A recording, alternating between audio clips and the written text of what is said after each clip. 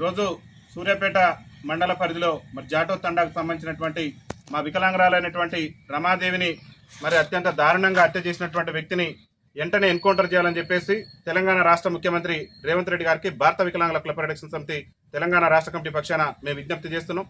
తెలంగాణ రాష్ట్రంలో వికలాంగుల మహిళల మీద రోజు రోజుకు అత్యాచారాలు అఘాయిత్యాలు పెరిగిపోతుంటే నేటి వరకు కూడా ప్రభుత్వం అనేటటువంటిది అంటి ముట్టనట్లు వ్యవహరించడం అనేటటువంటిది ఒక దురదృష్టకరం. ఇక్కడ ఒక వికలాంగురాలు హత్య జరిగితే నేటి వరకు కూడా హత్యకు సంబంధించినటువంటి వ్యక్తి మీద కఠినమైనటువంటి చర్యలు తీసుకునే విధంగా, ఎందుకంటే ఒక వికలాంగురాలని హత్య చేయడం అంటే అంతకంటే దారుణం ఇంకోటి లేదు.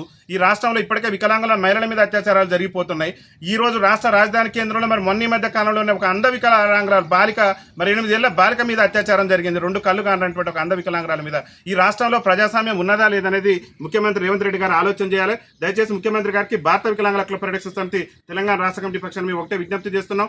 సూర్యాపేటలో ఎవరైతే హత్యకు గురైనటువంటి మా వికలాంగురాలు రమాదేవి ఉన్నదో మరి ఆ హత్య ఘటన మీద ముఖ్యమంత్రి గారు సమగ్ర విచారణ జరిపించాలి. ఎందుకంటే ఈ రాష్ట్రంలో హోంశాఖ కూడా మీ దగ్గర పెట్టుకొని ఇలా హోమ్ మినిస్టర్ కూడా వేరే వాళ్ళకి ఇచ్చే